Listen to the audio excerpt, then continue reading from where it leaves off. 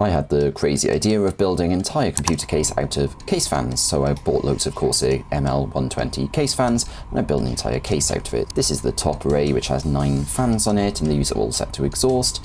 The front then has 6 more fans on it, along with the little power button I bought on Amazon, which is meant to be in your desk, but I actually used it for the build itself. On the side panels, I then have a further 6 fans, and on the other side I have 4 fans, just because I didn't have room because of the power supply unit being there. And then on the bottom, I also had another 9 fans, which are all set to intake, and this actually brings in absolute tons of air, and as a result, the temperatures of this build are insanely low. They're often around 20 degrees or lower, so actually this was a really fun build.